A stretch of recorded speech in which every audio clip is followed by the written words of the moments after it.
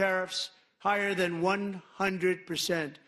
China's average tariff on our products is twice what we charge them, and South Korea's average tariff is 4 times higher. Think of that, 4 times higher. And we give so much help militarily and in so many other ways to South Korea, but that's what happens. This is happening by friend and foe. This system is not fair to the United States and never was, and so on April 2nd, I wanted to make it April 1st, but I didn't want to be accused of April Fool's Day. That's not, just one day was cost us a lot of money. But we're going to do it in April. I'm a very superstitious person. April 2nd, reciprocal tariffs kick in. And whatever they tariff us, other countries, we will tariff them. That's reciprocal, back and forth. Whatever they tax us, we will tax them. If they do non-monetary tariffs to keep us out of their market, then we will do non-monetary barriers to keep them out of our market. There's a lot of that, too. They don't even allow us in their market. We will take in trillions and trillions of dollars and create jobs like we have never seen before. I did it with China, and I did it with others, and the Biden administration couldn't do anything about it because there was so much money they couldn't do anything about it. We have been ripped off for decades by nearly every country on earth, and we will not let that happen any longer.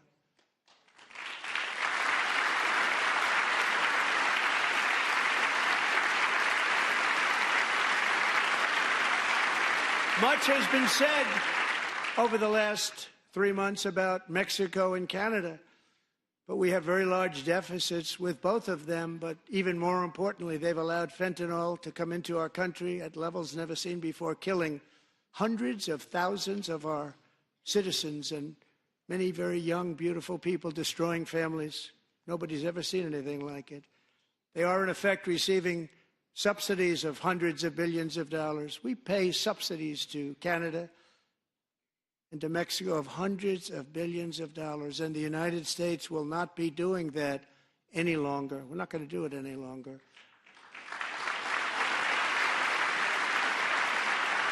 Thanks to our America First policies we're putting into place, we have had $1.7 trillion of new investment in America in just the past few weeks. The combination of the election and our economic policies that people of SoftBank, one of the most brilliant anywhere in the world, announced a $200 billion investment. OpenAI and Oracle, Larry Ellison, announced $500 billion investment, which they wouldn't have done if Kamala had won. Apple announced $500 billion investment. Tim Cook called me. He said, I cannot spend it fast enough. It's going to be much higher than that, I believe. They'll be building their plants here instead of in China.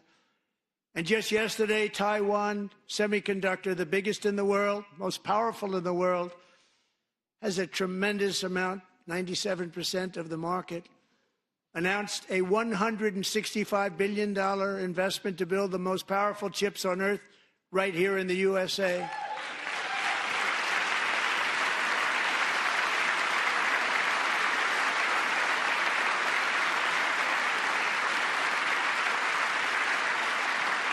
And we're not giving them any money. Your CHIPS Act is a horrible, horrible thing. We give hundreds of billions of dollars, and it doesn't mean a thing. They take our money and they don't spend it. All that meant to them, we're giving them no money. All that was important to them was they didn't want to pay the tariffs, so they came and they're building, and many other companies are coming. We don't have to give them money. We just want to protect our businesses and our people. And they will come because they won't have to pay tariffs if they build in America. So it's very amazing. You should get rid of the CHIP Act, and whatever's left over, Mr. Speaker, you should use it to reduce debt or any other reason you want to.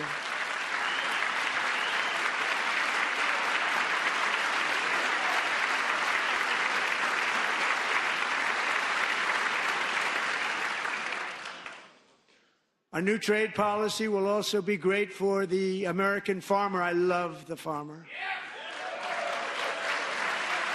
who will now be selling into our home market, the USA, because nobody is going to be able to compete with you. Because there's goods that come in from other countries and companies, they're really in a bad position in so many different ways. They're uninspected. They may be very dirty and disgusting, and they come in and they pour in, and they hurt our American farmers. The tariffs will go on agricultural product coming into America, and our farmers, starting on April 2nd, it may be a little bit of an adjustment period. We had that before when I made the deal with China, $50 billion of purchases, and I said, just bear with me, and they did. They did. Probably have to bear with me again, and this will be even better. That was great. The problem with it was that Biden didn't enforce it. He didn't enforce it. $50 billion of purchases, and we were doing great, but Biden did not enforce it, and it hurt our farmers. But our farmers are going to have a field day right now. So to our farmers, have a lot of fun. I love you too. I love you too. It's going to happen.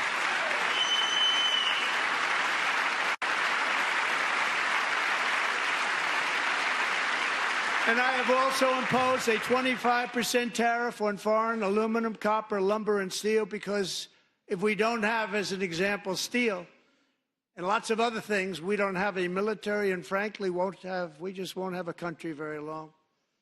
Here today is a proud American steelworker, fantastic person from Decatur, Alabama, Jeff Denard. Has been working at the same steel plant for 27 years in a job that has allowed him to serve as the captain of his local volunteer fire department, raise 7 children with his beautiful wife, Nicole, and over the years provide a loving home for more than 40 foster children. So great, Jeff.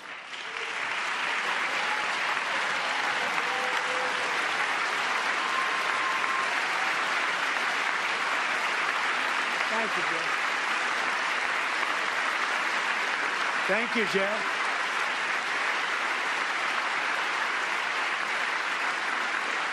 Stories like Jeff's remind us that tariffs are not just about protecting American jobs. They're about protecting the soul of our country. Tariffs are about making America rich again and making America great again, and it's happening, and it will happen rather quickly. There'll be a little disturbance, but we're okay with that. It won't be much. No, you're not. Oh.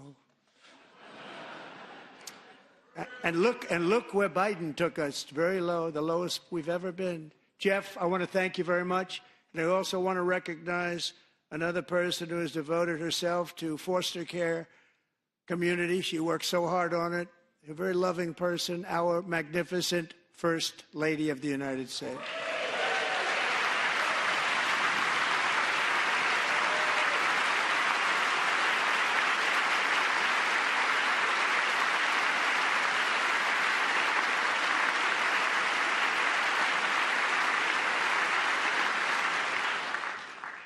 Melania's work has yielded incredible results, helping prepare our nation's future leaders as they enter the workforce. Our First Lady is joined by 2 impressive young women, very impressive. Haley Ferguson, who benefited from the First Lady's Fostering the Future initiative and is poised to complete her education and become a teacher. And Elliston Berry, who became a victim of an illicit deepfake image produced by a peer. With Elliston's help, the Senate just passed the Take It Down Act, and this is so important. Thank you very much, John. John Thune, thank you. Stand up, John. Thank you, John.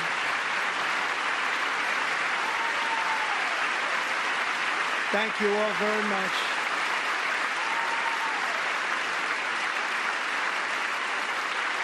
Thank you. And thank you to John Thune and the Senate. Great job. To criminalize the publication of such images online is a terrible, terrible thing. And once it passes the House, I look forward to signing that bill into law. Thank you. And I'm going to use that bill for myself, too, if you don't mind. Because nobody gets treated worse than I do online. Nobody. That's great. Thank you very much to the Senate. Thank you. But if we truly care about protecting Americans' children, no step is more crucial than securing America's borders. Over the past 4 years, 21 million people poured into the United States. Many of them were murderers, human traffickers, gang members, and other criminals from the streets of dangerous cities all throughout the world. Because of Joe Biden's insane and very dangerous open border policies, they are now strongly embedded in our country, but we are getting them out and getting them out fast.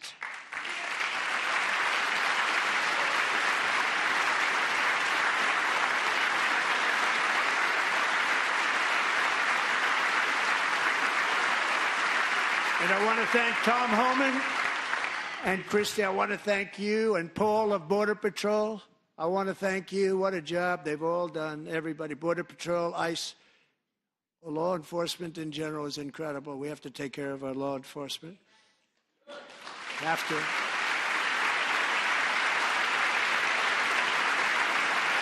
Last year,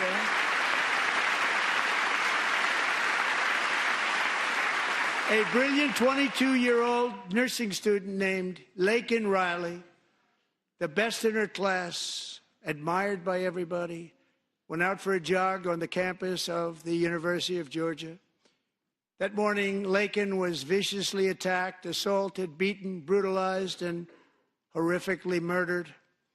Laken was stolen from us by a savage illegal alien gang member who was arrested while trespassing across Biden's open southern border and then set loose into the United States under the heartless policies of that failed administration. It was indeed a failed administration.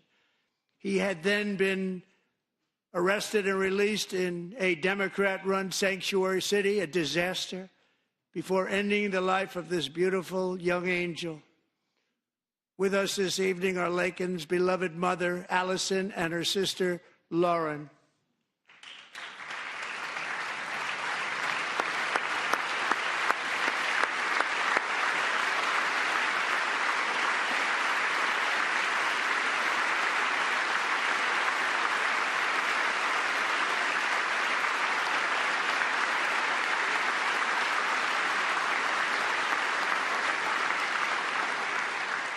Last year, I told Laken's grieving parents that we would ensure their daughter would not have died in vain.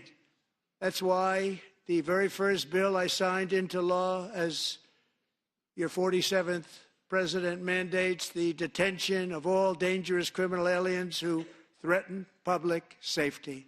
It's a very strong, powerful act.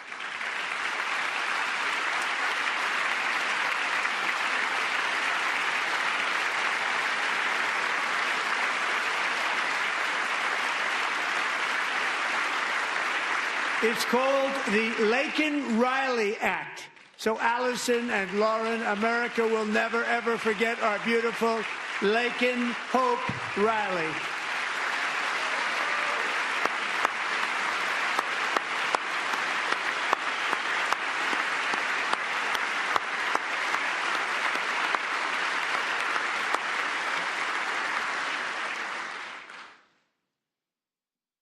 Thank you very much. Since taking office, my administration has launched the most sweeping border and immigration crackdown in American history, and we quickly achieved the lowest numbers of illegal border crossers ever recorded. Thank you.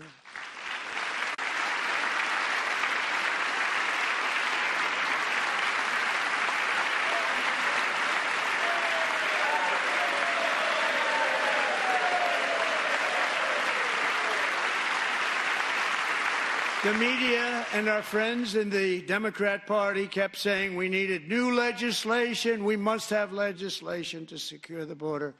But it turned out that all we really needed was a new president.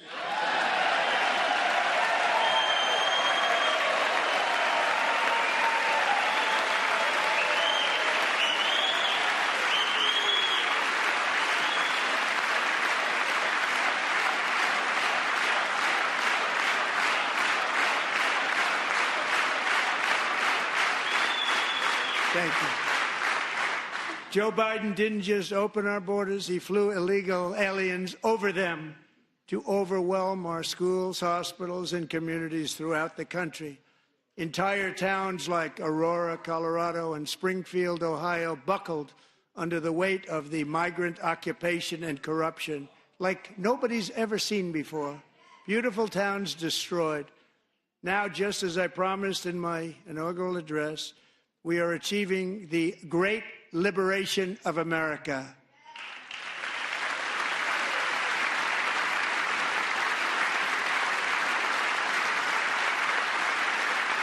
But there still is much work to be done. Here tonight is a woman I have gotten to know, Alexis Nungari from Houston. Wonderful woman. Last June, Alexis's 12-year-old daughter, her precious Jocelyn, walked to a nearby convenience store. She was kidnapped, tied up, assaulted for 2 hours under a bridge, and horrifically murdered. Arrested and charged with this heinous crime are 2 illegal alien monsters from Venezuela, released into America by the last administration through their ridiculous open border. The death of this beautiful 12-year-old girl and the agony of her mother and family touched our entire nation greatly. Alexis, I promised that we would always remember your daughter, your magnificent daughter, and earlier tonight, I signed an order keeping my word to you. One thing I have learned about Jocelyn is that she loved animals so much. She loved nature. Across Galveston Bay, from where Jocelyn lived in Houston, you will find a magnificent national wildlife refuge, a pristine, peaceful, 34,000-acre sanctuary for all of God's creatures on the edge of the Gulf of America. Alexis, moments ago, I formally renamed that refuge in loving memory of your beautiful daughter, Jocelyn. So, Mr. Vice President, if you would, may I have the order?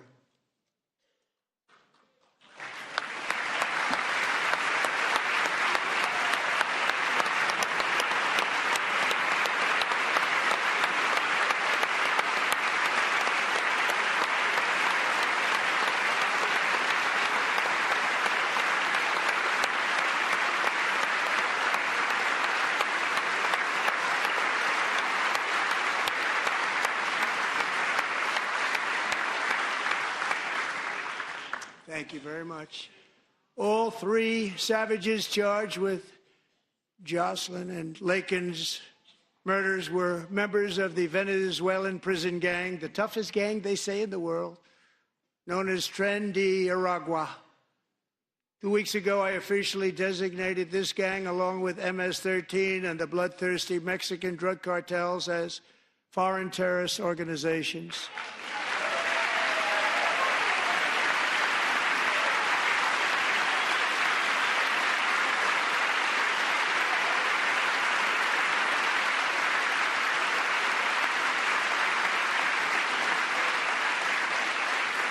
They are now officially in the same category as ISIS, and that's not good for them.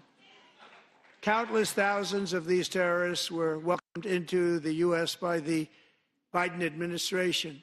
But now every last one will be rounded up and forcibly removed from our country, or, if they're too dangerous, put in jails, standing trial in this country, because we don't want them to come back ever. With us this evening is a warrior on the front lines of that battle, Border Patrol Agent Roberto Ortiz. Great guy.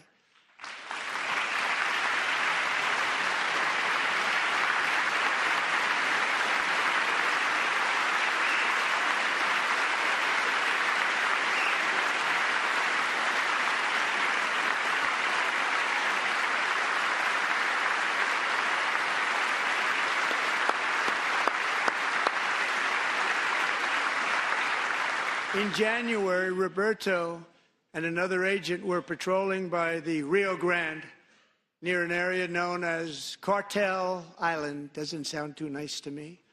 When heavily armed gunmen started shooting at them. Roberto saw that his partner was totally exposed, at great danger, and he leapt into action, returning fire and providing crucial seconds for his fellow agent to seek safety, just barely. I have some of the prints of that event, and it was not good. Agent Ortiz, we salute you for your great courage and for your line of fire that you took and for the bravery that you showed. We honor you, and we will always honor you. Thank you, Roberto, very much.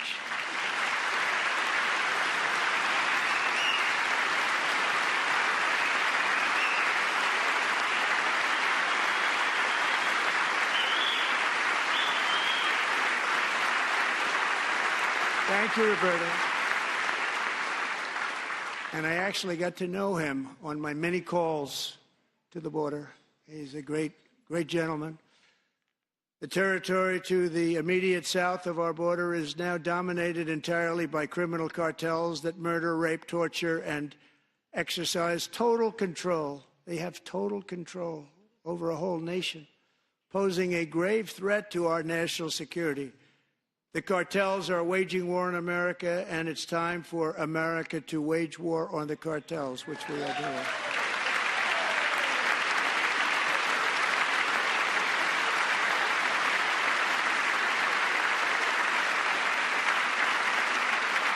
Five nights ago, Mexican authorities, because of our tariff policies being imposed on them, think of this, handed over to us 29 of the biggest cartel leaders in their country. That has never happened before. They want to make us happy. First time ever. But we need Mexico and Canada to do much more than they've done, and they have to stop the fentanyl and drugs pouring into the USA. They're going to stop it. I have sent Congress a detailed funding request laying out exactly how we will eliminate these threats to protect our homeland and complete the largest deportation operation in American history, larger even than current record holder President Dwight D. Eisenhower, a moderate man, but someone who believed very strongly in borders. Americans expect Congress to send me this funding without delay so I can sign it into law. So, Mr. Speaker, John Thune, both of you, I hope you're going to be able to do that, Mr. Speaker. Thank you. Mr. Leader, thank you. Thank you very much. And let's get it to me. I'll sign it so fast, you won't even believe it.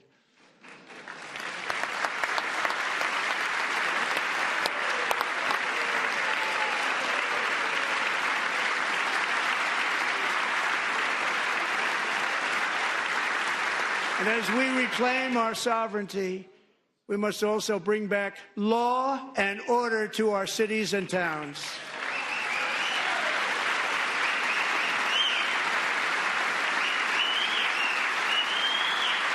In recent years, our justice system has been turned upside down by radical left lunatics. Many jurisdictions virtually ceased enforcing the law against dangerous repeat offenders while weaponizing law enforcement against political opponents like me. My administration has acted swiftly and decisively to restore fair, equal, and impartial justice under the constitutional rule of law, starting at the FBI and the DOJ. Pam, good luck. Cash, wherever you may be, good luck. Good luck. Good luck. So important. Going to do a great job. Cash, thank you. Thank you, Cash.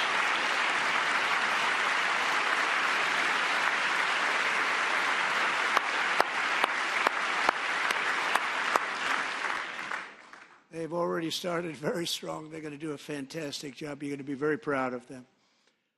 We're also once again giving our police officers the support, protection, and respect they so dearly deserve. They have to get it. They have such a hard, dangerous job, but we're going to make it less dangerous. The problem is the bad guys don't respect the law, but they're starting to respect it, and they soon will respect it. This also includes our great fire departments throughout the country. Our firemen and women are unbelievable people, and we'll never forget them. And besides that, they voted for me in record numbers, so I have no choice.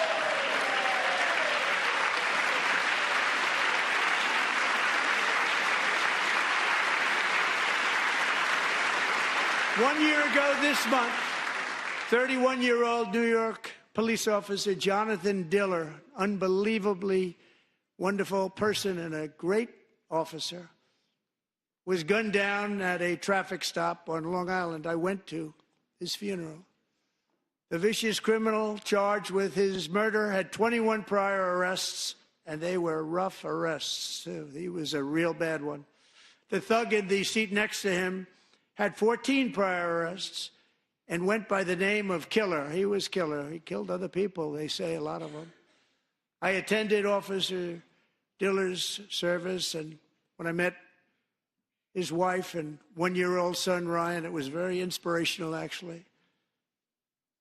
His widow's name is Stephanie, and she is here tonight. Stephanie, thank you very much, Stephanie. Thank you very much.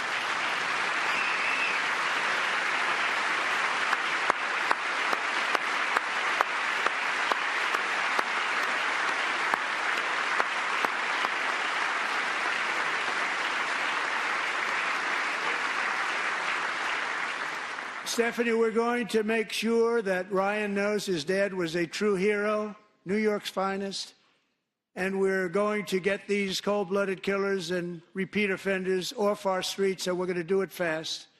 Got to stop it. They get out with 28 arrests. They push people into subway trains.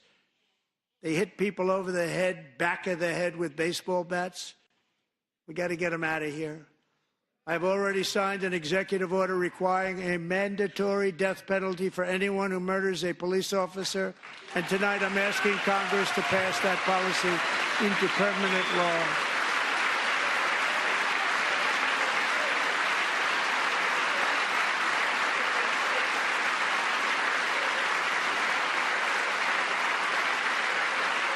I'm also asking for a new crime bill getting tough on repeat offenders while enhancing protections for America's police officers so they can do their jobs without fear of their lives being totally destroyed. They don't want to be killed. We're not going to let them be killed. Joining us in the gallery tonight is a young man who truly loves our police. His name is DJ Daniel. He is 13 years old, and he has always dreamed of becoming a police officer.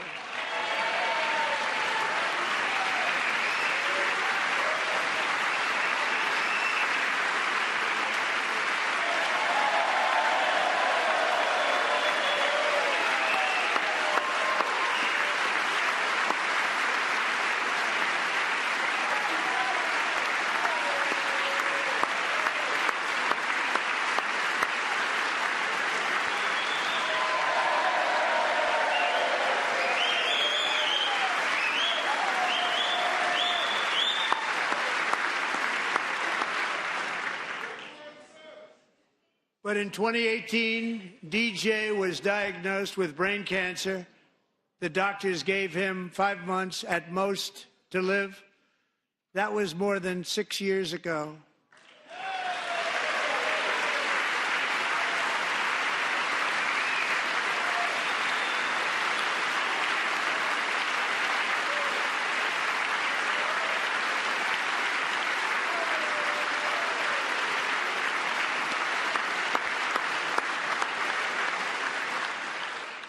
Since that time, DJ and his dad have been on a quest to make his dream come true, and DJ has been sworn in as an honorary law enforcement officer, actually a number of times. The police love him, the police departments love him. And tonight, DJ, we're going to do you the biggest honor of them all.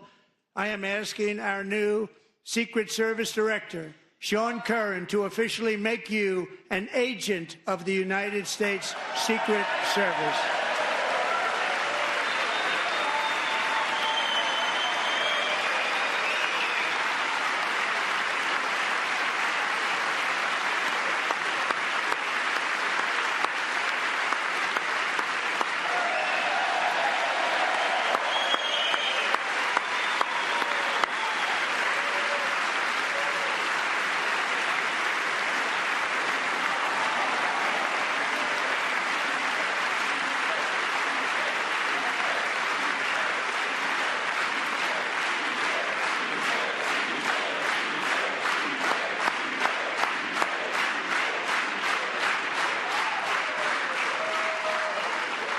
DJ.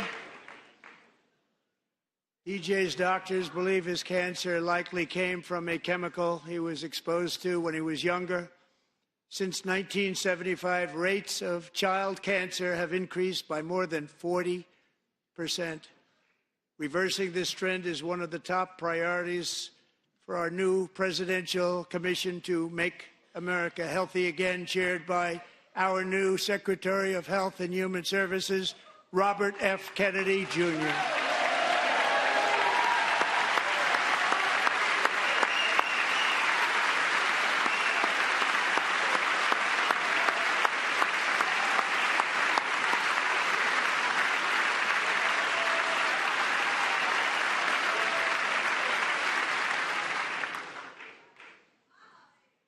With the name Kennedy, you would have thought everybody over here would have been cheering.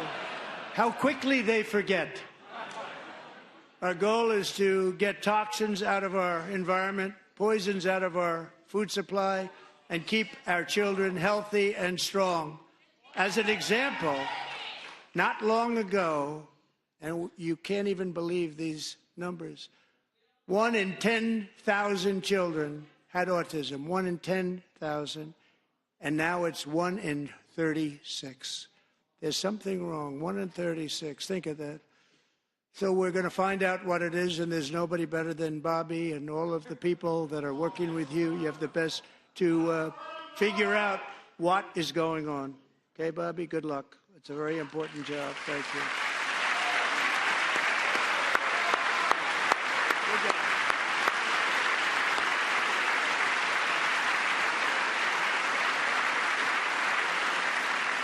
Thank you. My administration is also working to protect our children from toxic ideologies in our schools. A few years ago, January Littlejohn and her husband discovered that their daughter's school had secretly socially transitioned their 13-year-old little girl. Teachers and administrators conspired to deceive January and her husband while encouraging her daughter to use a new name and pronouns. They, them pronoun, actually, all without telling January, who is here tonight and is now a courageous advocate against this form of child abuse. January, thank you. Thank you. Thank you very much.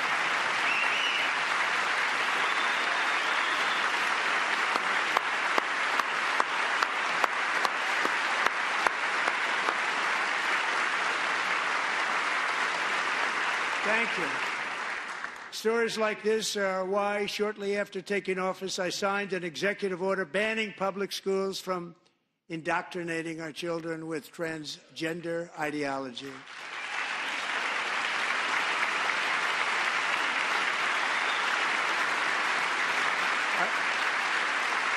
I also signed an order to cut off all taxpayer funding to any institution that engages in the sexual mutilation of our youth.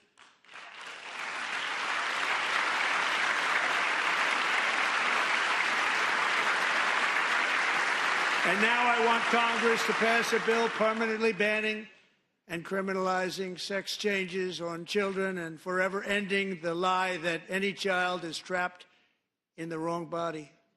This is a big lie.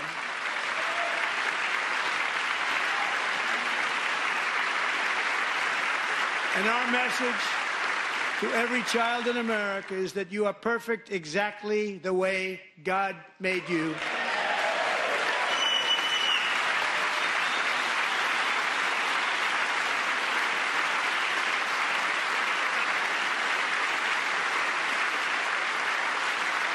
Because we're getting wokeness out of our schools and out of our military, and it's already out, and it's out of our society. We don't want it. Wokeness is trouble. Wokeness is bad. It's gone. It's gone. And we feel so much better for it, don't we? Don't we feel better?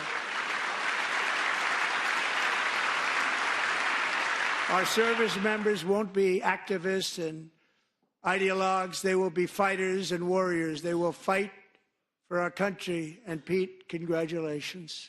Secretary of Defense, congratulations.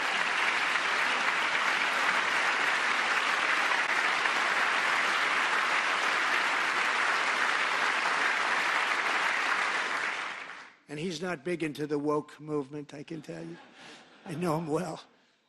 I am pleased to report that in January, the U.S. Army had its single best recruiting month in 15 years, and that all armed services are having among the best recruiting results ever in the history of our services. What a difference.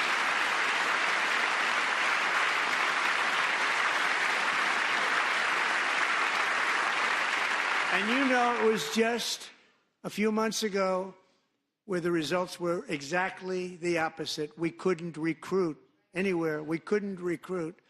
Now we're having the best results just about that we've ever had. What a tremendous turnaround. It's really a beautiful thing to see. People love our country again. It's very simple. They love our country, and they love being in our military again. So it's a great thing, and thank you very much. Great job. Thank you.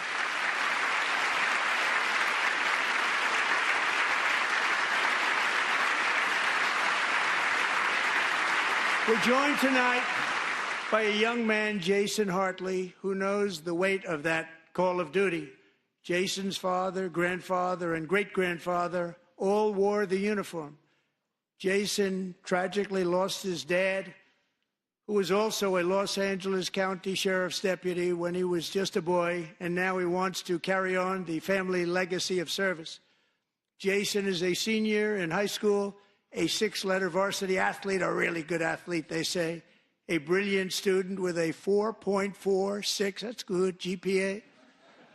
And his greatest dream is to attend the U.S. Military Academy at West Point.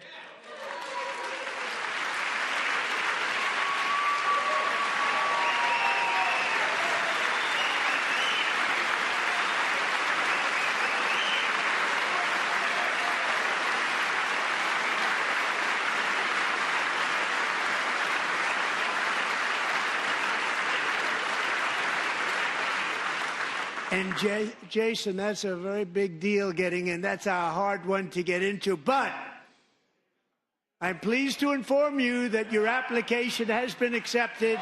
You will soon be joining the Corps of Cadets.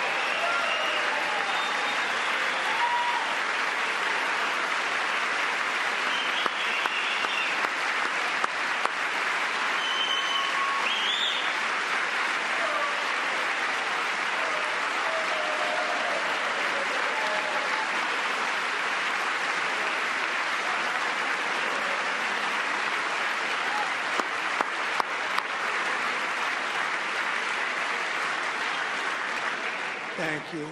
Jason, you're going to be on the long gray line, Jason. As Commander-in-Chief, my focus is on building the most powerful military of the future. As a first step, I'm asking Congress to fund a state-of-the-art Golden Dome missile defense shield to protect our homeland, all made in the USA.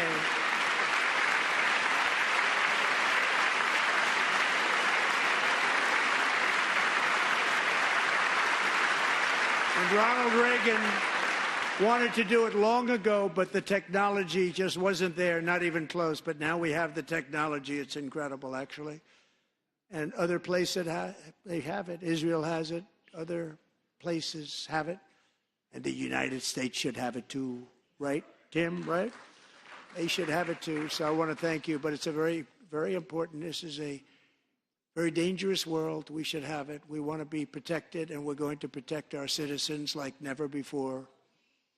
To boost our defense industrial base, we are also going to resurrect the American shipbuilding industry, including commercial shipbuilding and military shipbuilding.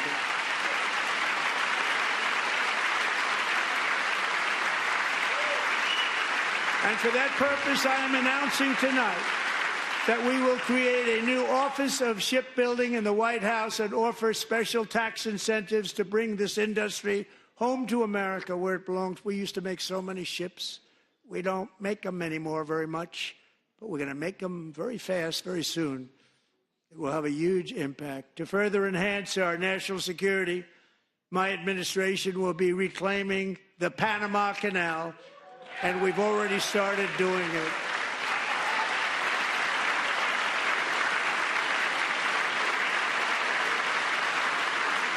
Just today, a large American company announced they are buying both ports around the Panama Canal and lots of other things having to do with the Panama Canal and a couple of other canals.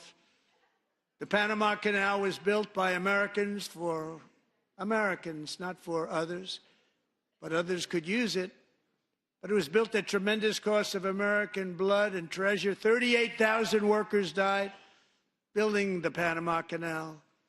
They died of malaria. They died of snake bites and mosquitoes. Not a nice place to work.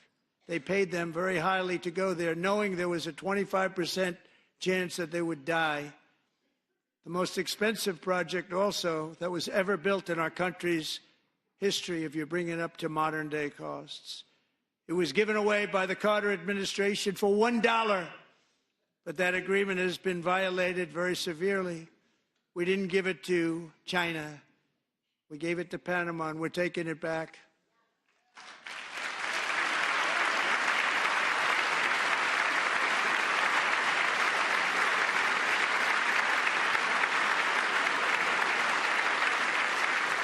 And we have Marco Rubio in charge. Good luck, Marco. Now, we know who to blame if anything goes wrong. Marco's been amazing, and he's going to do a great job. Think of it. He got 100 votes. You know, he was approved with actually 99, but the 100th was this gentleman, and I feel very certain. So let's assume he got 100 votes. And I'm either very, very happy about that or I'm very concerned about it. But he's already proven. I mean, he's a great gentleman. He's respected by everybody, and we appreciate you voting for Marco. He's going to do a fantastic job. Thank you. Thank you. He's doing a great job. Great job. And I also have a message tonight for the incredible people of Greenland. We strongly support your right to determine your own future. And if you choose, we welcome you into the United States of America. We need Greenland for national security and even international security, and we're working with everybody involved to try and get it. But we need it really for international world security, and I think we're going to get it. One way or the other, we're going to get it. We will keep you safe. We will make you rich, and together we will take Greenland to heights like you have never thought possible before. It's a very small population, but very, very large piece of land and very, very important for military security. America is once again standing strong against the forces of radical Islamic terrorism. 3.5 years ago, ISIS terrorists killed 13 American service members and countless others in the Abbey Gate bombing during the disastrous and incompetent withdrawal from Afghanistan. Not that they were withdrawing, it was the way they withdrew. Perhaps the most embarrassing moment in the history of our country. Tonight, I am pleased to announce that we have just apprehended the top terrorist responsible for that atrocity, and he is right now on his way here to face the swift sword of American justice.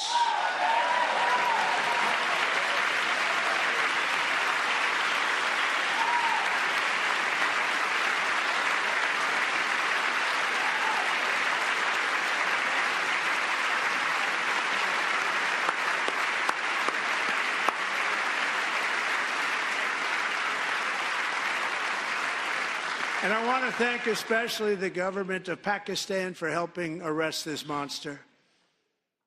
This was a very momentous day for those 13 families who I actually got to know very well, most of them, whose children were murdered, and the many people that were so badly, over 42 people, so badly injured on that fateful day in Afghanistan. What a horrible day. Such incompetence was shown. That when Putin saw what happened, I guess he said, wow, maybe this is my chance. That's how bad it was. Should have never happened. Grossly incompetent people. I spoke to many of the parents and loved ones, and they're all in our hearts tonight. Just spoke to them on the phone. We had a big call Every one of them called, and everybody was on the line, and they did nothing but cry with happiness. They were very happy, as happy as you can be under those circumstances. Their child, brother, sister, son, daughter was killed for no reason whatsoever. In the Middle East, we're bringing back our hostages from Gaza. In my first term, we achieved one of the most groundbreaking peace agreements in generations, the Abraham Accords.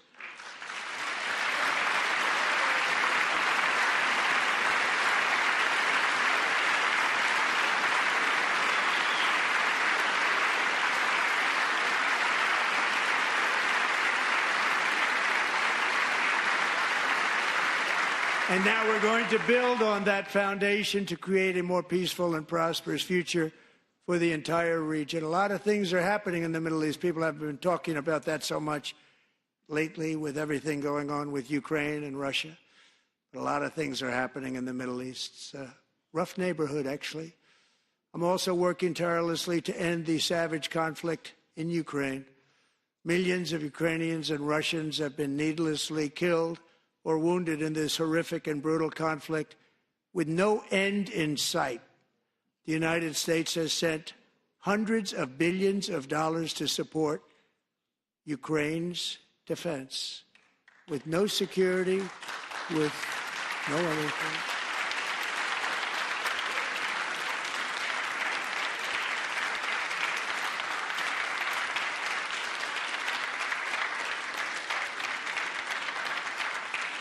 Do you want to keep it going for another 5 years? Yeah, you would say Pocahontas says yes.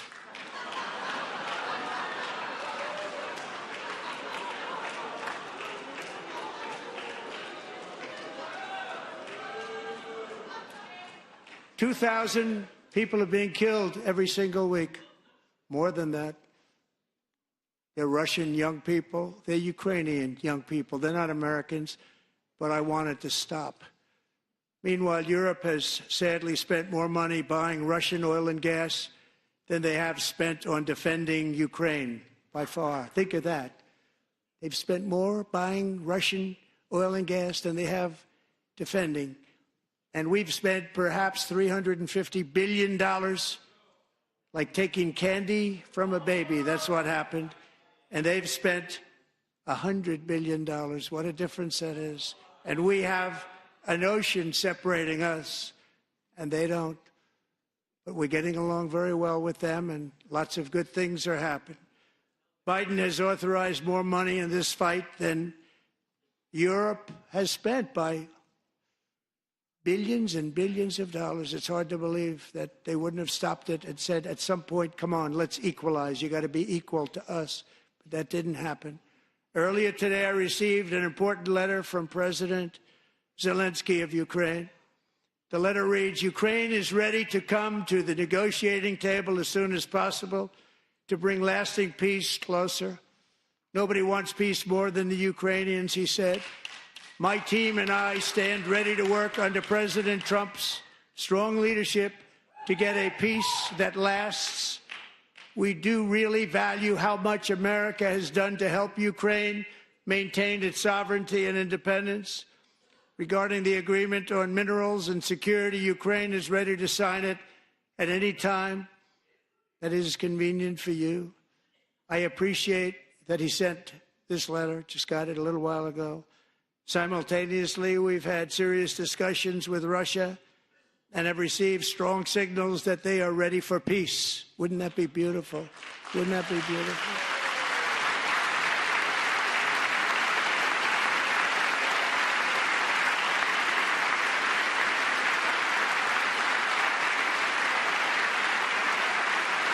Wouldn't that be beautiful?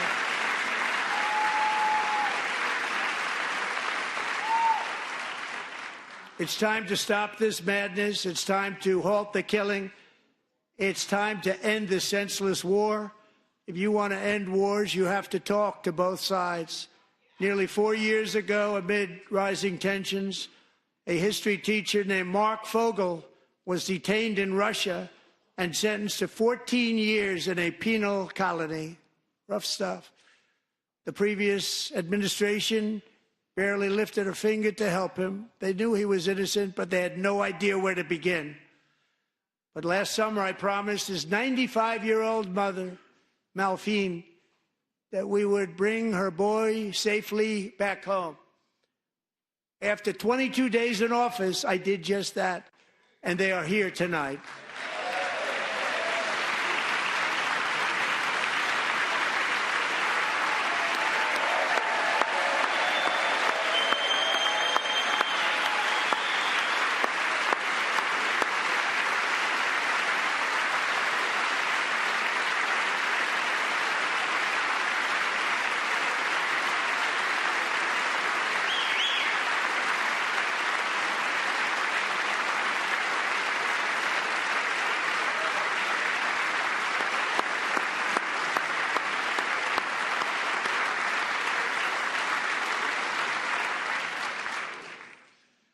To Mark and his great mom, we are delighted to have you safe and sound and with us. As fate would have it, Mark Fogel was born in a small rural town in Butler, Pennsylvania. Have you heard of it? Where his mother has lived for the past 78 years. I just happened to go there last July 13th for a rally. That was not pleasant. And that is where I met his beautiful mom right before I walked onto that stage. And I told her I would not forget what she said about her son. And I never did I? Never forgot. Less than 10 minutes later, at that same rally, gunfire rang out, and a sick and deranged assassin unloaded 8 bullets from his sniper's perch into a crowd of many thousands of people.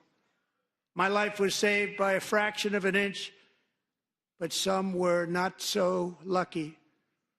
Corey Comparator was a firefighter, a veteran, a Christian, a husband, a devoted father, and above all, a protector.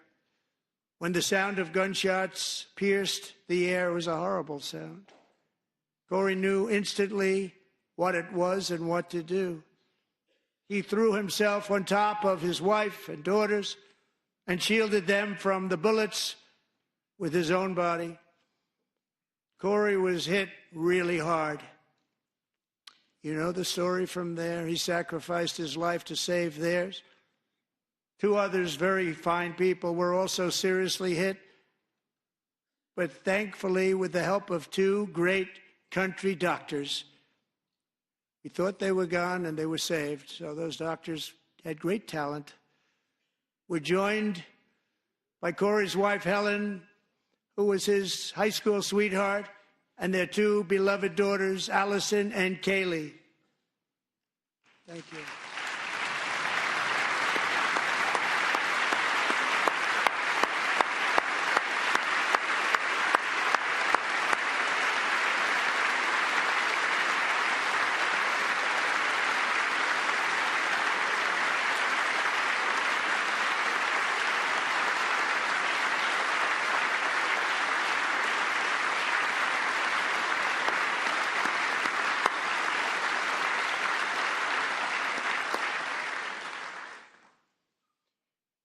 To Helen, Allison, and Kaylee, Corey is looking down on his 3 beautiful ladies right now, and he is cheering you on. He loves you. He is cheering you on. Corey was taken from us much too soon, but his destiny was to leave us all with a shining example of the selfless devotion of a true American patriot. It was love like Corey's that built our country, and it's love like Corey's that is going to make our country more majestic than ever before. I believe that my life was saved that day in Butler for a very good reason. I was saved by God to make America great again. I believe that. Thank you. Thank you.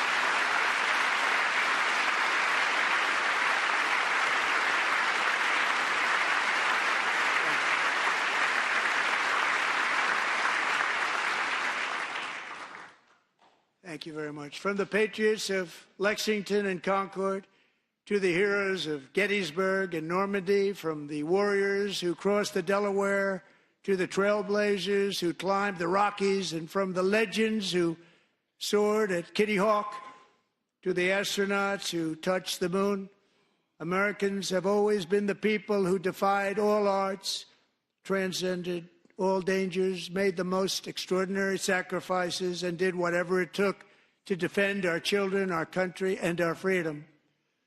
And as we have seen in this chamber tonight, that same strength, faith, love, and spirit is still alive and thriving in the hearts of the American people.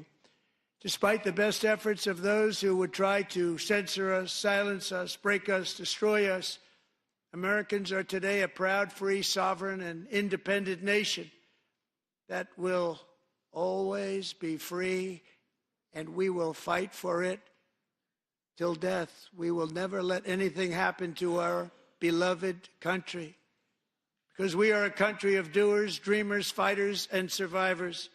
Our ancestors crossed a vast ocean, strode into the unknown wilderness, and carved their fortunes from the rock and soil of a perilous and very dangerous frontier. They chased our destiny across a boundless continent. They built the railroads, laid the highways, and graced the world with American marvels like the Empire State Building, the mighty Hoover Dam, and the towering Golden Gate Bridge. They lit the world with electricity, broke free of the force of gravity, fired up the engines of American industry, vanquished the communists, fascists, and Marxists all over the world, and gave us countless modern wonders sculptured out of iron, glass, and steel. We stand on the shoulders of these pioneers who won and built the modern age, these workers who poured their sweat into the skylines of our cities, these warriors who shed their blood on fields of battle and gave everything they had for our rights and for our freedom. Now it is our time to take up the righteous cause of American liberty. And it is our turn to take America's destiny into our own hands and begin the most thrilling days in the history of our country. This will be our greatest era. With God's help, over the next 4 years, we are going to lead this nation even higher, and we are going to forge the freest, most advanced, most dynamic, and most dominant civilization ever to exist on the face of this earth. We are going to create the highest quality of life, build the safest and wealthiest and healthiest and most vital communities anywhere in the world.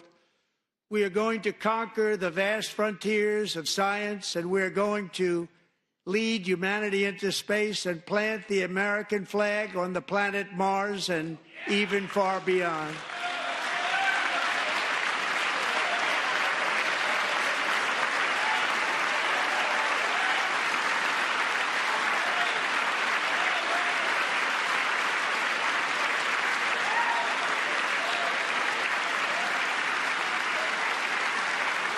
And through it all, we are going to rediscover the unstoppable power of the American spirit.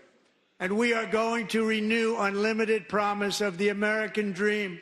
Every single day, we will stand up and we will fight, fight, fight for the country our citizens believe in and for the country our people deserve.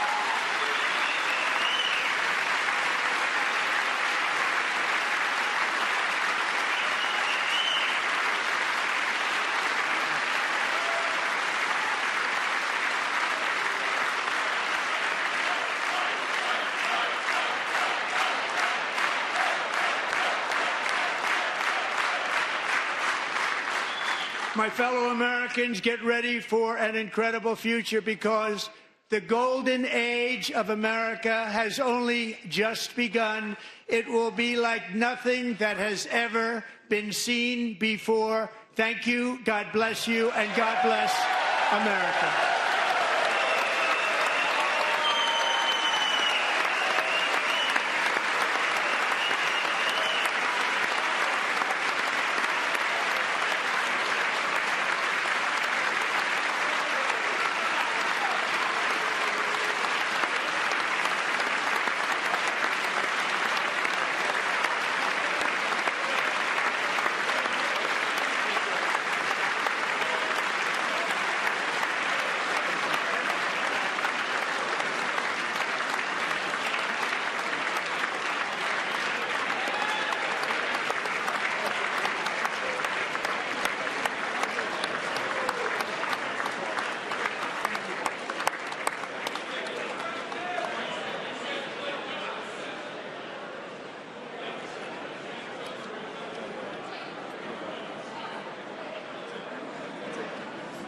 Thank you very much. All right, that's the U.S. President Donald Trump.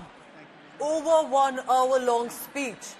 Elaborate, a spectacle, involving members of the audience, the guests, the teenagers, those who've been working closely with him, and we'll of course go one by one and take all the specific details that he brought in. But of course the focus was the economy, to make America great again, to ensure that American taxpayer money is going to be used for America, plain and simple, he said, to make it safer and stronger. But interestingly, look how it appears opposition benches largely empty. He consistently took a dig at the former Biden administration, alleging how the Biden administration completely destroyed America, and he's going to be the one to ensure that we focus on what's right. A lot of focus, remember, also was on how America had been earlier. Consistent reference to the trans activism. He in fact acknowledged and honored those who had worked against what he said was brainwashing ideology in the schools, and that will not happen anymore. Members of the United States Congress, thank you very much. And to my fellow citizens, America is back.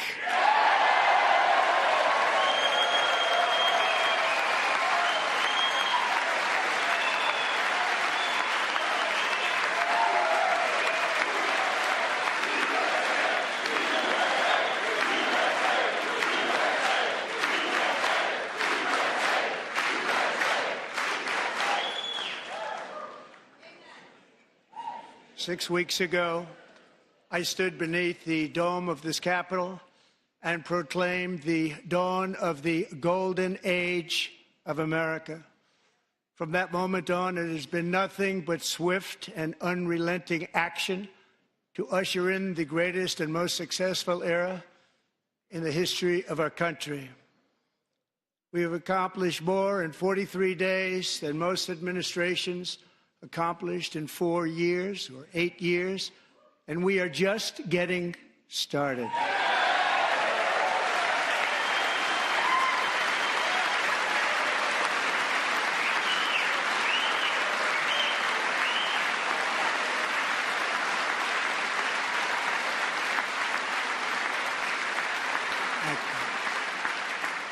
I return to this chamber tonight to report that America's momentum is back, our spirit is back, our pride is back, our confidence is back, and the American dream is surging bigger and better than ever before.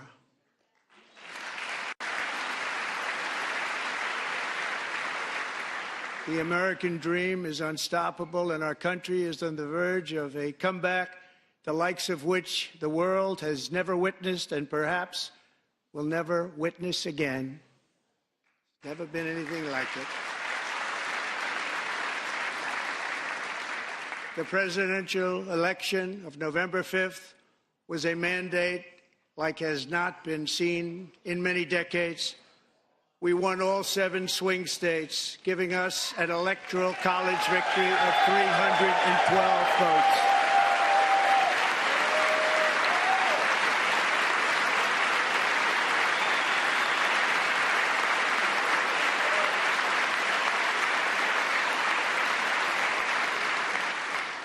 We won the popular vote by big numbers and won counties in our country.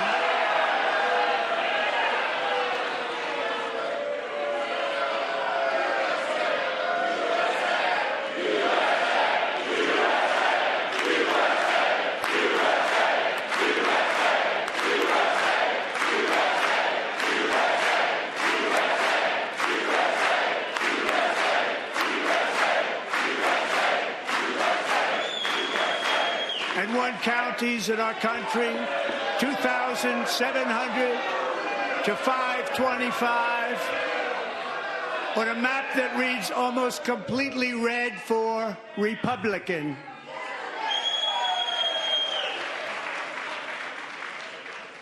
Now, for the first time in modern history, more Americans believe that our country is headed in the right direction than the wrong direction. In fact, it's an astonishing record, 27-point swing, the most ever.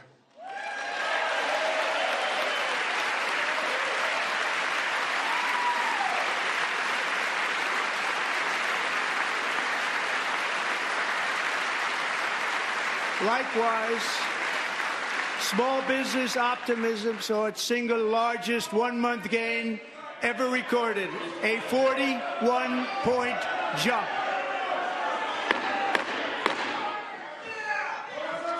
Members are directed to uphold and maintain decorum in the House and to cease any further disruptions. That's your warning.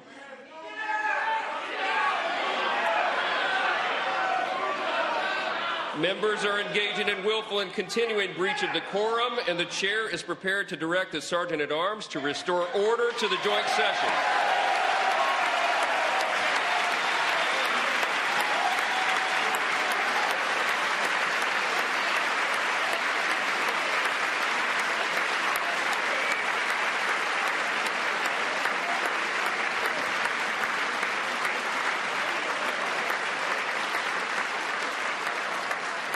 Mr. Green, take your seat.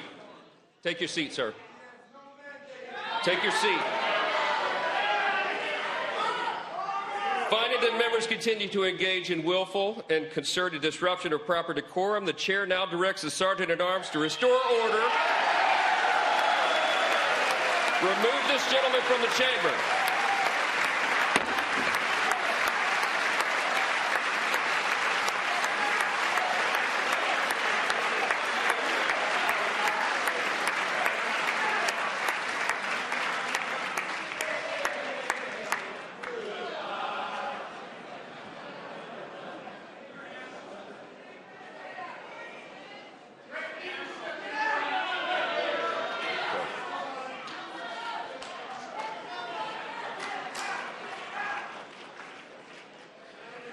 Members are directed to uphold and maintain decorum in the House.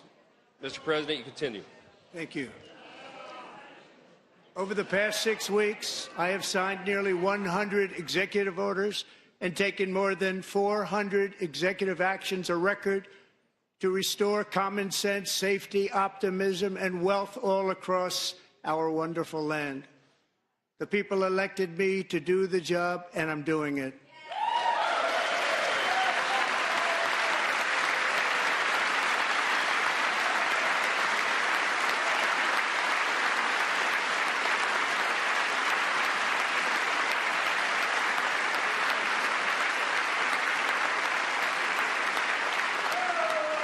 In fact, it has been stated by many that the first month of our presidency, it's our presidency, is the most successful in the history of our nation. By many.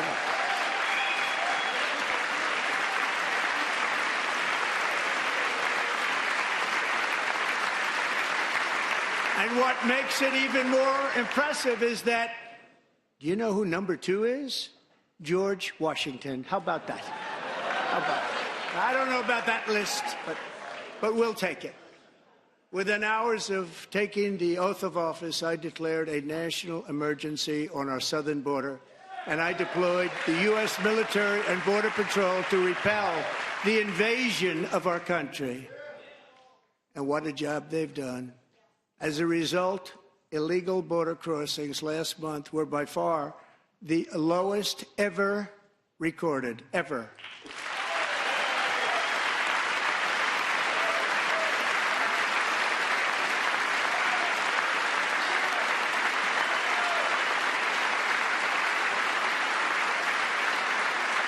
They heard my words and they chose not to come. Much easier that way.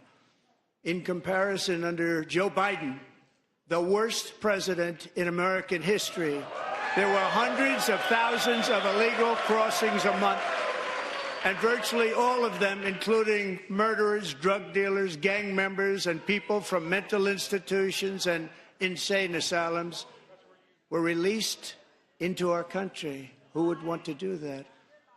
This is my 5th such speech to Congress. And once again, I look at the Democrats in front of me, and I realize there is absolutely nothing I can say to make them happy or to make them stand or smile or applaud. Nothing I can do. I could find a cure to the most devastating disease, a disease that would wipe out entire nations, or announce the answers to the greatest economy in history, or the stoppage of crime to the lowest levels ever recorded. And these people sitting right here will not clap, will not stand, and certainly will not cheer for these astronomical achievements. They won't do it, no matter what. Five times I've been up here. It's very sad, and it just shouldn't be this way.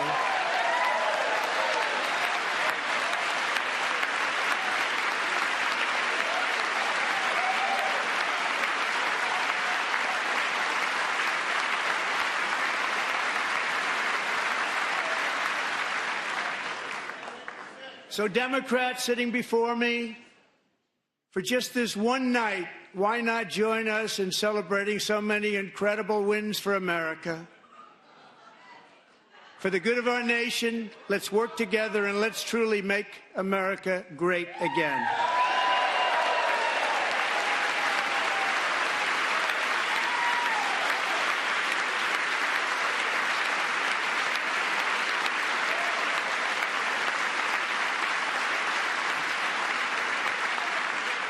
Every day, my administration is fighting to deliver the change America needs to bring a future that America deserves, and we're doing it. This is a time for big dreams and bold action. Upon taking office, I imposed an immediate freeze on all federal hiring, a freeze on all new federal regulations, and a freeze on all foreign aid.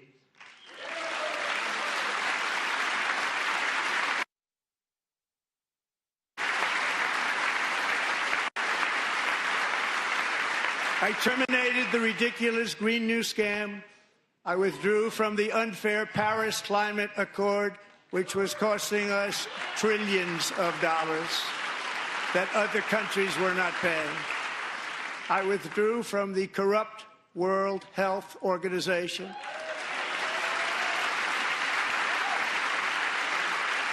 And I also withdrew from the anti-American UN Human Rights Council.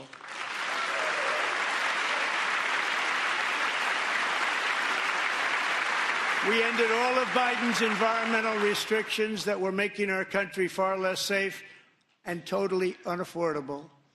And importantly, we ended the last administration's insane electric vehicle mandate, saving our auto workers and companies from economic destruction.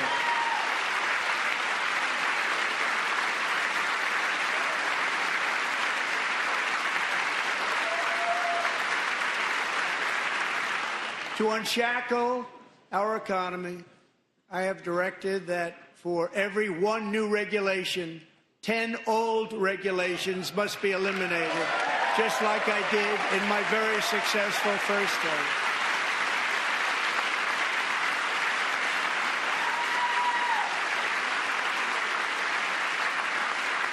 And in that first term, we set records on ending unnecessary rules and regulations like no other president had done before.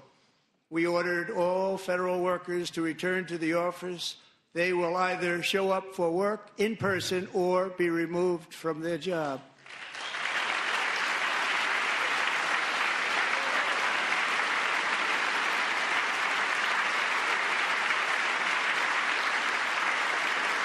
And we have ended weaponized government where, as an example, a sitting president is allowed to viciously prosecute his political opponent, like me.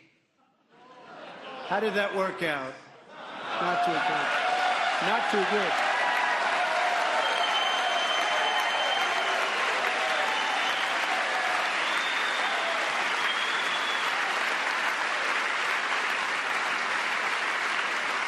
And I have stopped all government censorship and brought back free speech in America. It's back.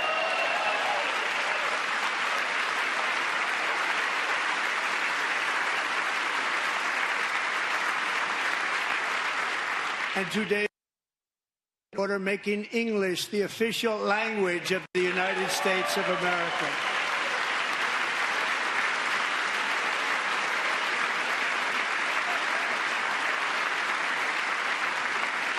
I renamed the Gulf of Mexico the Gulf of America.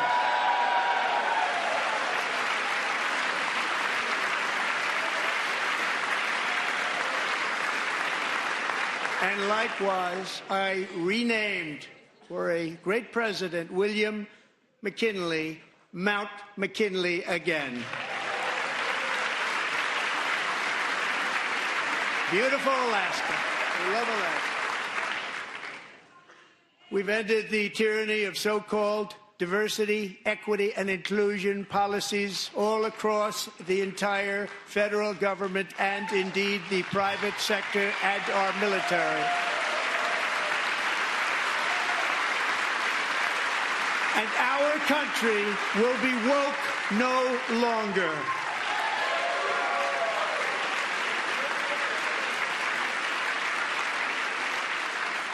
We believe that whether you are a doctor, an accountant, a lawyer, or an air traffic controller, you should be hired and promoted based on skill and competence, not race or gender. Very important.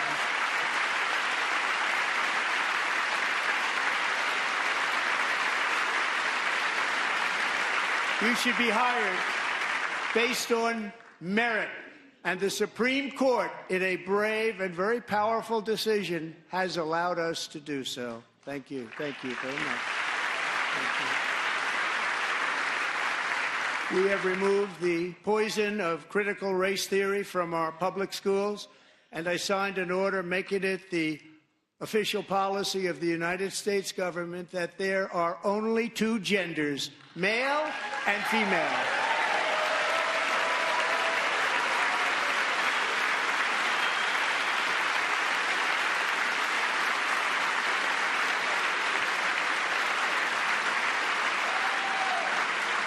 I also signed an executive order to ban men from playing in women's sports.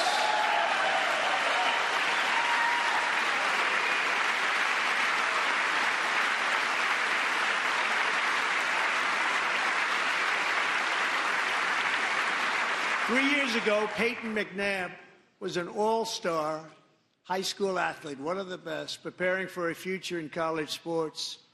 But when her girls' volleyball match was invaded by a male, he smashed the ball so hard in Peyton's face, causing traumatic brain injury, partially paralyzing her right side and ending her athletic career. It was a shot like she's never seen before. She's never seen anything like it. Peyton is here tonight in the gallery, and Peyton, from now on, schools will kick the men off the girls' team, or they will lose all federal funding.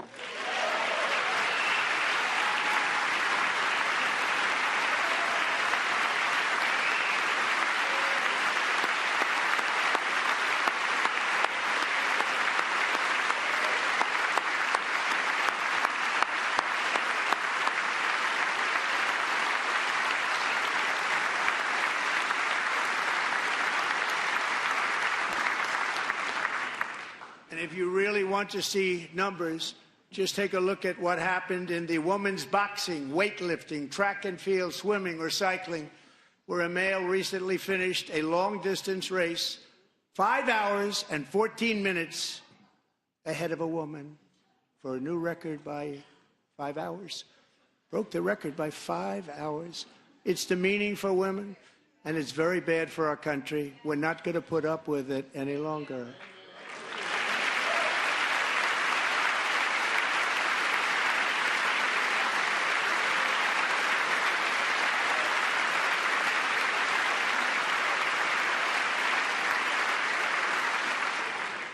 What I have just described is only a small fraction of the common sense revolution that is now, because of us, sweeping the entire world. Common sense has become a common theme, and we will never go back. Never. Never going to let that happen. Among my very highest priorities is to rescue our economy and get dramatic and immediate relief to working families. As you know, we inherited from the last administration an economic catastrophe and an inflation nightmare. Their policies drove up energy prices, pushed up grocery costs, and drove the necessities of life out of reach for millions and millions of Americans. They've never had anything like it. We suffered the worst inflation in 48 years, but perhaps even in the history of our country. They're not sure. As president, I'm fighting every day to reverse this damage and make America affordable again.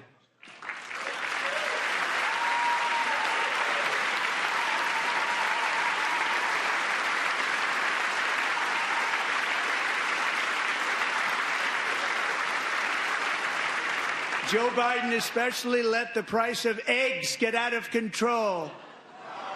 The egg price is out of control, and we're working hard to get it back down. Secretary, do a good job on that. You inherited a total mess from the previous administration. Do a good job.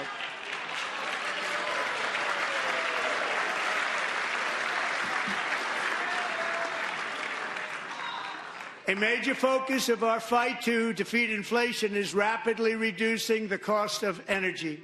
The previous administration cut the number of new oil and gas leases by 95%, slowed pipeline construction to a halt, and closed more than 100 power plants. We are opening up many of those power plants right now.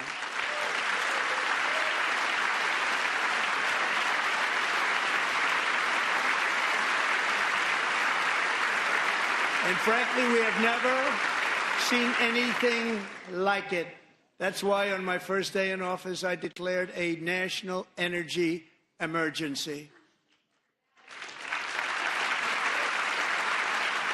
As you've heard me say many times, we have more liquid gold under our feet than any nation on earth, and by far. And now I fully authorize the most talented team ever assembled to go and get it. It's called Drill, Baby, Drill.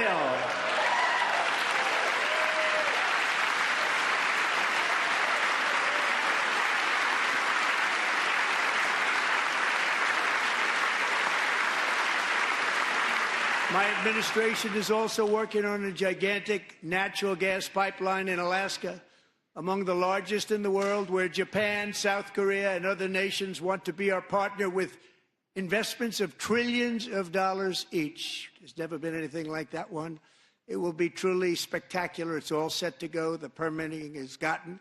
And later this week, I will also take historic action to dramatically expand production of critical minerals and rare earths here in the USA.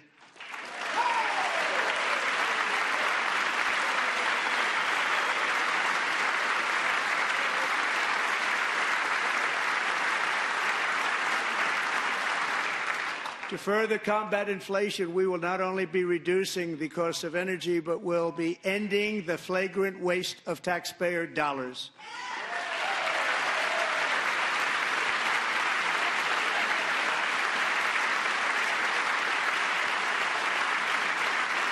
And to that end, I have created the brand new Department of Government Efficiency, DOGE. Perhaps you've heard of it. Perhaps.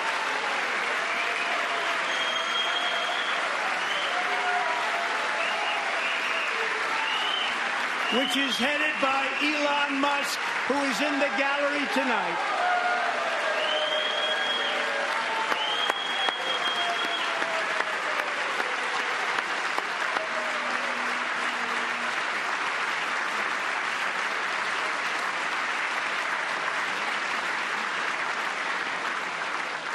Thank you, Elon. He's working very hard. He didn't need this.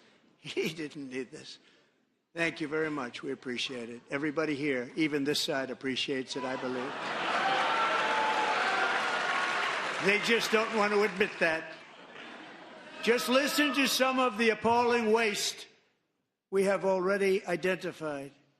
$22 billion from HHS to provide free housing and cars for illegal aliens. $45 million for diversity, equity, and inclusion scholarships in Burma. $40 million to improve the social and economic inclusion of sedentary migrants. Nobody knows what that is. $8 million to promote LGBTQI+ in the African nation of Lesotho, which nobody has ever heard of.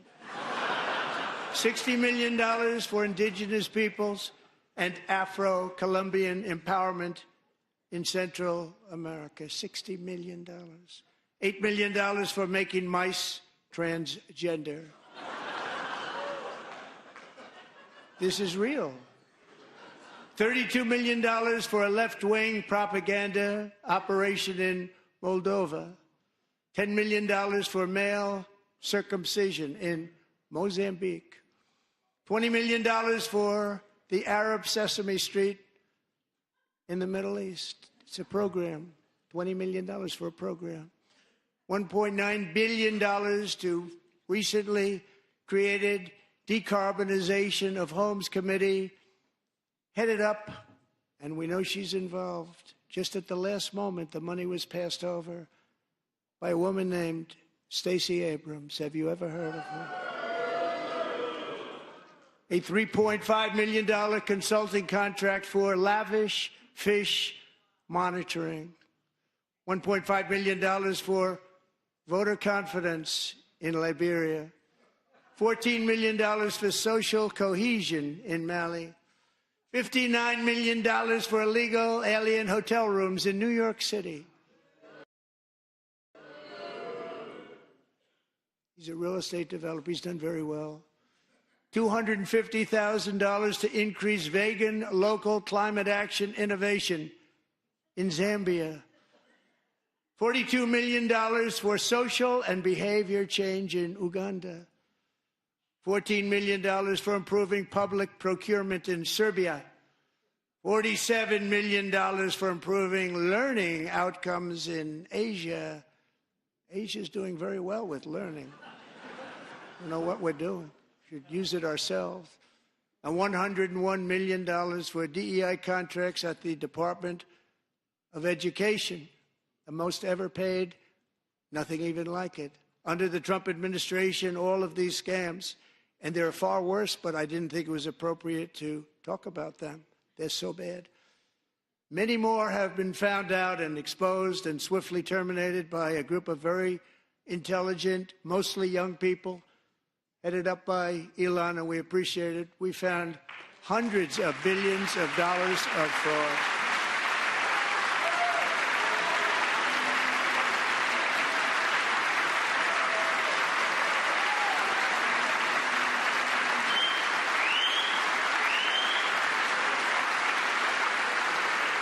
And we've taken back the money and reduced our debt to fight inflation and other things. Taken back a lot of that money. We got it just in time. This is just the beginning. The Government Accountability Office, a federal government office, has estimated annual fraud of over $500 billion in our nation, and we are working very hard to stop it. We're going to. We're also identifying shocking levels of incompetence and probable fraud in the Social Security program for our seniors, and that our seniors and people that we love rely on. Believe it or not, government databases list 4.7 million Social Security members from people aged 100 to 109 years old. It lists 3.6 million people from ages 110 to 119. I don't know any of them. I know some people that are rather elderly, but not quite that elderly.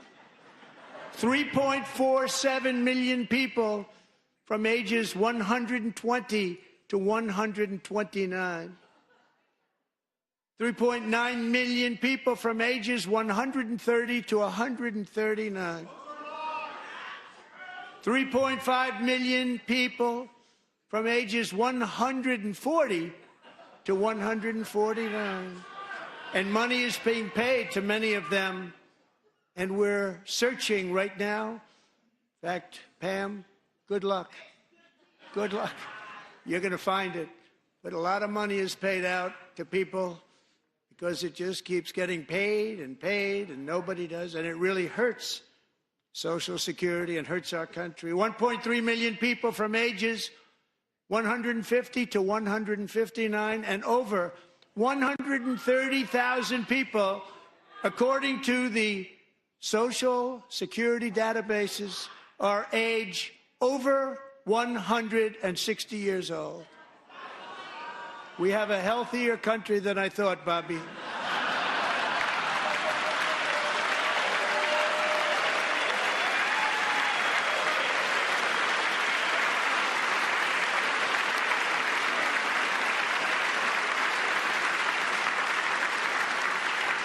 Including, to finish, 1,039 people between the ages of 220 and 229, one person between the age of 240 and 249, and one person is listed at 360 years of age. More than 100 years older than our country.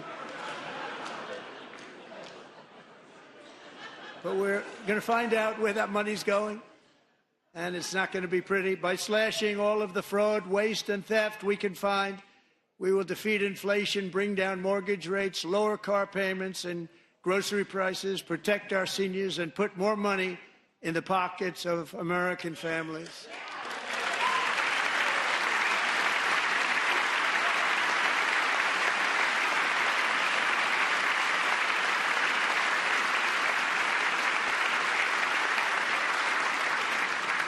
And today, interest rates took a beautiful drop, big, beautiful drop. It's about time. And in the near future, I want to do what has not been done in 24 years, balance the federal budget. We're going to balance it.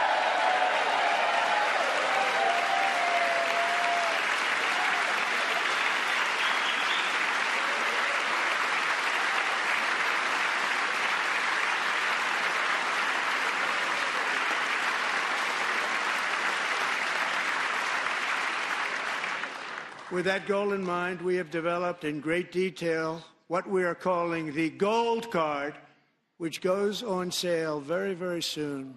For $5 million, we will allow the most successful job-creating people from all over the world to buy a path to U.S. citizenship. It's like the green card, but better and more sophisticated. And these people will have to pay tax in our country. They won't have to pay tax from where they came. The money that they've made, you wouldn't want to do that, but they have to pay tax, create jobs. They'll also be taking people out of colleges and paying for them so that we can keep them in our country instead of having them being forced out.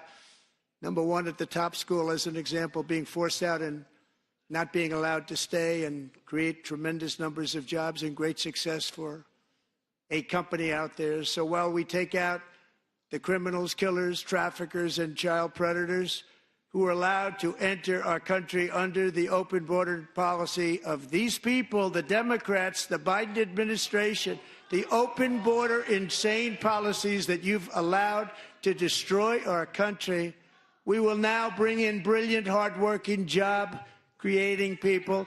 They're going to pay a lot of money, and we're going to reduce our debt with that money.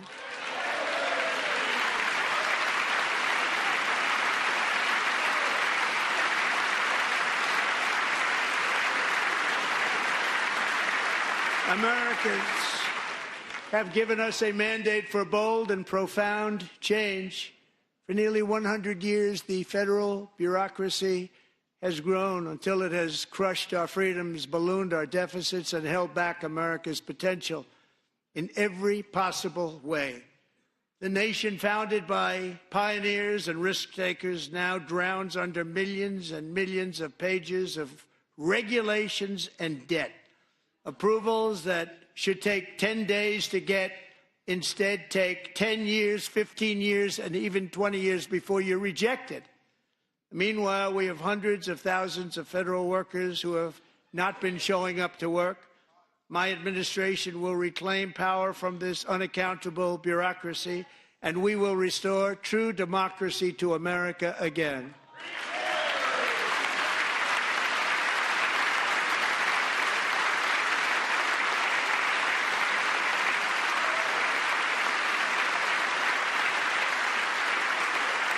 And any federal bureaucrat who resists this change will be removed from office immediately. Because we are draining the swamp. It's very simple. And the days of rule by unelected bureaucrats are over.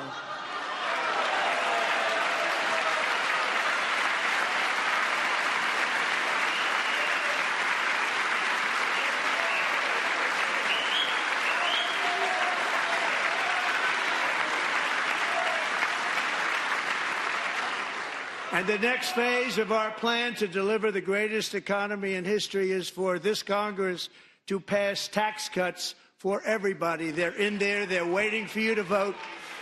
And I'm sure that the people on my right, I don't mean the Republican right, but my right here, I'm sure you're going to vote for those tax cuts, because otherwise I don't believe the people will ever vote you into office. So I'm doing you a big favor by telling you that. But I know this group is going to be voting for the tax.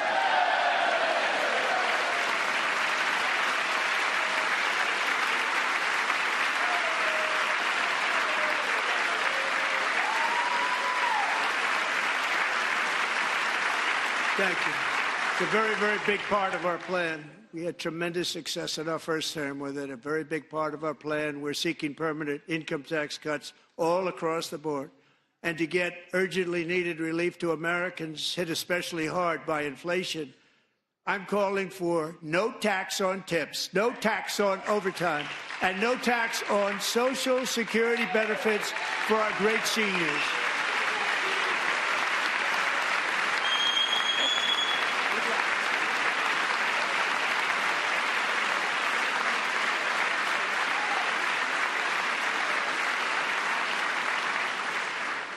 And I also want to make interest payments on car loans tax deductible, but only if the car is made in America.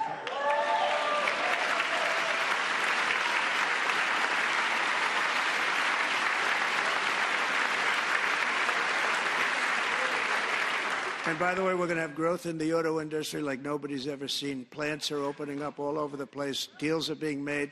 Never seen. That's a combination of the election win and tariffs. It's a beautiful word, isn't it? That, along with our other policies, will allow our auto industry to absolutely boom. It's going to boom. Spoke to the majors today, all three, the top people, and they're so excited. In fact, already numerous car companies have announced, with Honda just announcing a new plant in Indiana, one of the largest anywhere in the world.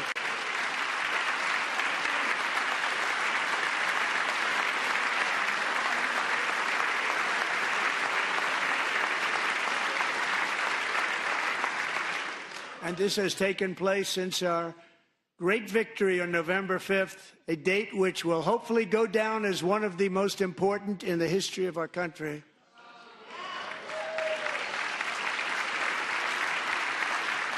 In addition, as part of our tax cuts, we want to cut taxes on domestic production and all manufacturing. And just as we did before, we will provide 100% expensing. It will be retroactive to January 20th, 2025. And it was one of the main reasons why our tax cuts were so successful in our first term, giving us the most successful economy in the history of our country. First term. We had a great first term.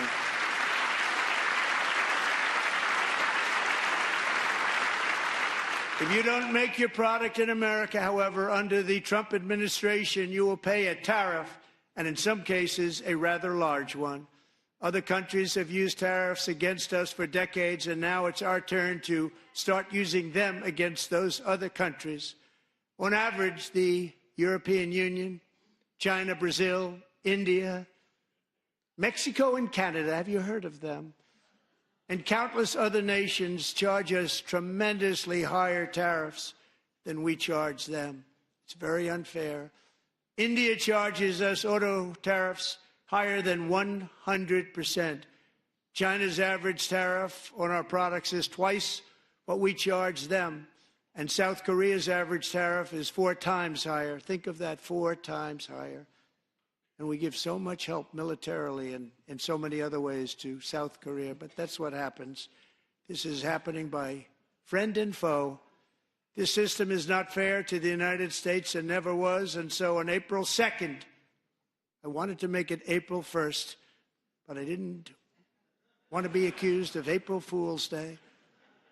That's not, just one day was cost us a lot of money. But we're going to do it in April. I'm a very superstitious person. April 2nd, reciprocal tariffs kick in. And whatever they tariff us, other countries, we will tariff them. That's reciprocal, back and forth. Whatever they tax us, we will tax them. If they do non-monetary tariffs to keep us out of their market, then we will do non-monetary barriers to keep them out of our market.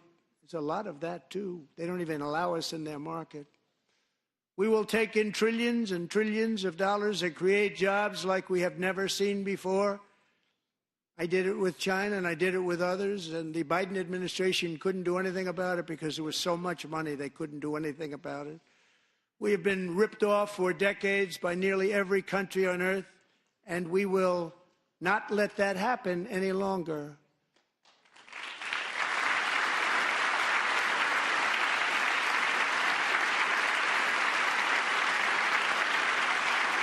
Much has been said over the last 3 months about Mexico and Canada, but we have very large deficits with both of them. But even more importantly, they've allowed fentanyl to come into our country at levels never seen before, killing hundreds of thousands of our citizens and many very young, beautiful people, destroying families. Nobody's ever seen anything like it. They are, in effect, receiving subsidies of hundreds of billions of dollars. We pay subsidies to Canada and to Mexico of hundreds of billions of dollars, and the United States will not be doing that any longer. We're not going to do it any longer.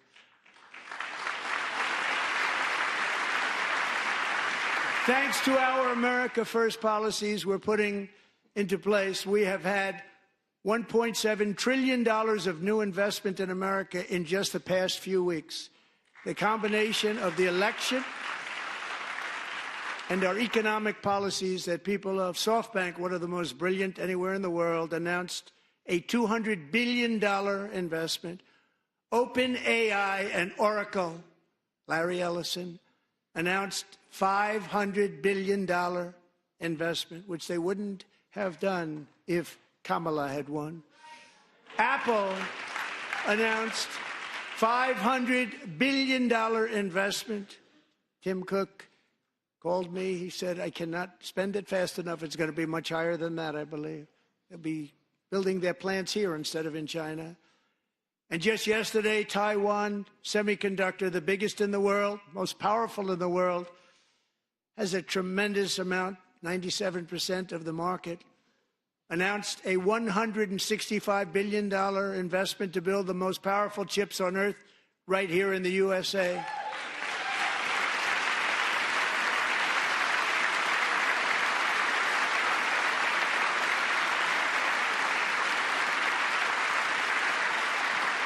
And we're not giving them any money. Your CHIPS Act is a horrible, horrible thing. We give hundreds of billions of dollars, and it doesn't mean a thing. They take our money and they don't spend it.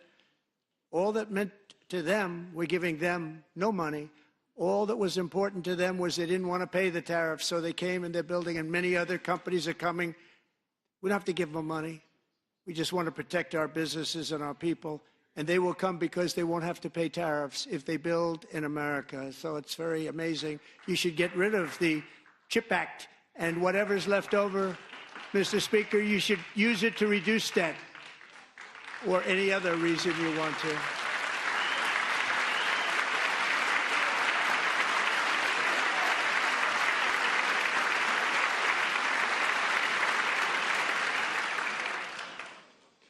Our new trade policy will also be great for the American farmer. I love the farmer.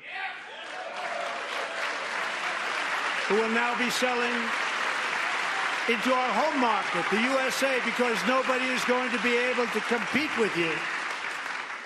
Because there's goods that come in from other countries and companies, they're really in a bad position in so many different ways. They're uninspected.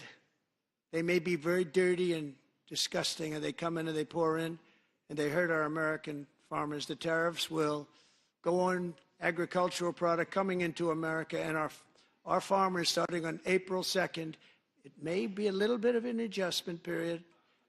We had that before when I made the deal with China, $50 billion of purchases, and I said, just bear with me, and they did. They did. Probably have to bear with me again, and this will be even better. That was great. The problem with it was that Biden didn't enforce it. He didn't enforce it. $50 billion of purchases, and we were doing great, but Biden did not enforce it, and it hurt our farmers. But our farmers are going to have a field day right now. So to our farmers, have a lot of fun. I love you too. I love you too. It's going to happen.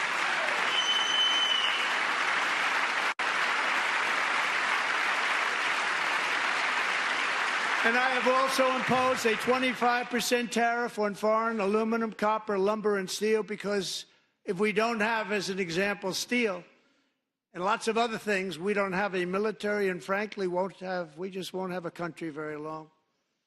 Here today is a proud American steelworker, fantastic person from Decatur, Alabama, Jeff Denard. Has been working at the same steel plant for 27 years in a job that has allowed him to serve as the captain of his local volunteer fire department, raise 7 children with his beautiful wife, Nicole, and over the years provide a loving home for more than 40 foster children. So great, Jeff.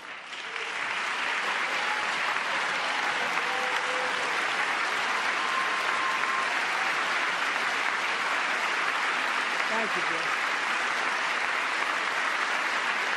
Thank you, Jeff.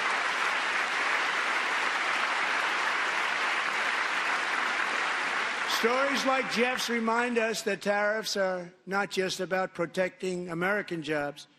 They're about protecting the soul of our country. Tariffs are about making America rich again and making America great again, and it's happening, and it will happen rather quickly. There'll be a little disturbance, but we're okay with that. It won't be much. No, you're not. Oh. And look where Biden took us, very low, the lowest we've ever been. Jeff, I want to thank you very much. And I also want to recognize another person who has devoted herself to foster care community. She works so hard on it. A very loving person, our magnificent First Lady of the United States.